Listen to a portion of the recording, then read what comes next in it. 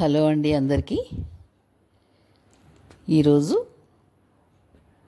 ఈ ఈ blouse piece, ఈ బ్యాంగిల్స్ ఏంటా అని చూస్తున్నారు కదా.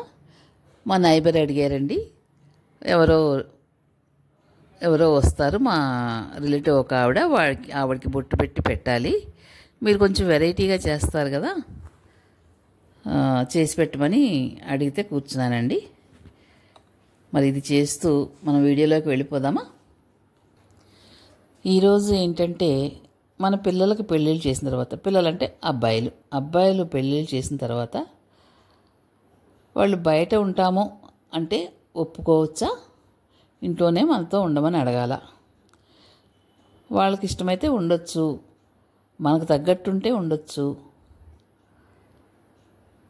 అలా అని వాళ్ళు కొడుకు కోడలు ఆఫీస్కి వెళ్ళే మిషతో, బయటికి వెళ్ళే మిషతో బాధ్యతలు, పనులు అన్నీ మనకు అప్పచెప్పి ఏదో మననేదో ఉద్ధరిస్తున్నట్లు వాళ్ళు బిహేవ్ చేస్తే కలిసి ఉండక్కర్లేదండి. మన పిల్లల్ని మనమే పెంచి, వాళ్ళ పిల్లల్ని మనమే పెంచి, మనకు తగిన గుర్తింపు, మనం చేసిన పనులకు విలువ లేకుండా వాళ్ళు ప్రవర్తించినట్లయితే,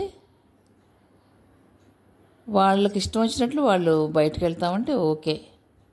ఎందుకంటే ఈ ఏజ్లో మనకు కూడా కొంచెం మనశ్శాంతి, మెంటల్ స్ట్రెస్ అన్నీ మెంటల్ స్ట్రెస్ తగ్గాలి, మనశ్శాంతి కావాలి.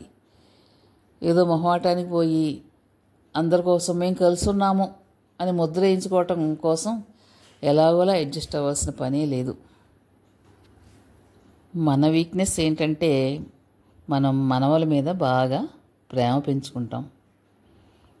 అసలు కంటే వడ్డీ ముద్దని వాళ్ళకి దూరంగా ఉండడం ఇష్టపడం. చిన్నప్పుడు మన పిల్లలతో వాళ్ళ చిన్నతనం పూర్తిగా మనం అనుభవించలేకపోతాం. అప్పట్లో బాధ్యతలు, అత్తగారింట్లో ఉండటం, అవన్నీ మన జనరేషన్ గురించి చెప్పాలంటే పూర్తిగా మన పిల్లలు ఎలా పెరిగిపోయారో కూడా అర్థం కాకుండా పెరిగిపోతారు. సో అదంతా ఇప్పుడు మనవల మీద చూపిద్దాం. మన కొడుకు బిడ్డ, కూతురు బిడ్డ, మనవలు ఎఫెక్షన్ వేరుంటుంది.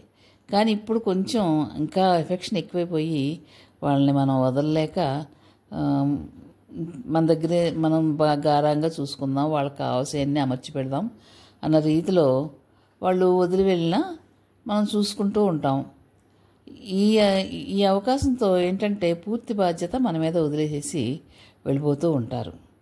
అలాంటప్పుడు అంత కష్టపడి, అంటే వయసు తగ్గట్టే పని చేసుకోవాలి. అంత కష్టపడి ఎవరిని మెప్పించటాకో, ఎవరినో కవర్ చేయటాకో మనమేమీ చూడక్కర్లేదు. మనకి ఇష్టమైతే వాళ్ళ ఇంటికి వెళ్ళి మనల్ని చూసి ఒక 2 రోజులు 3 రోజులు వారానికి ఒకసారి వెళ్ళి గడిపి వస్తాం, అంతే.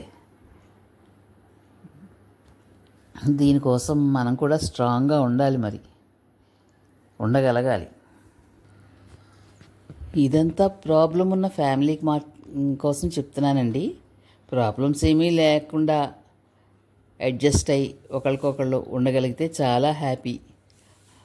అలా ఉండటం అదృష్టం. అది ఎక్కడో కానీ రేరుగా ఉంటుంది ఆ ఫ్యామిలీ. ఉంటే మట్టుకు చాలా అదృష్టం. అది మంచి ఫ్యామిలీ. అది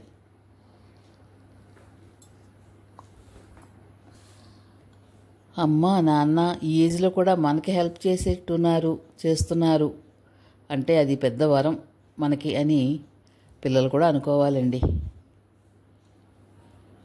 మరి ఇది చూశారు కదా, ఫోల్డింగ్ చూశారు కదా, ఈజీగానే ఉందా. మరి మీరు ట్రై చేయండి. ట్రై చేస్తే ఏది రాంది ఏది ఉండదు. నేనేమీ బాగా గొప్పగా చేశానని నేనేం అనట్లేదండి. ఏదో ఒక వెరైటీగా చేశాను, మీకు చూపిస్తున్నానని అనుకుంటున్నాను.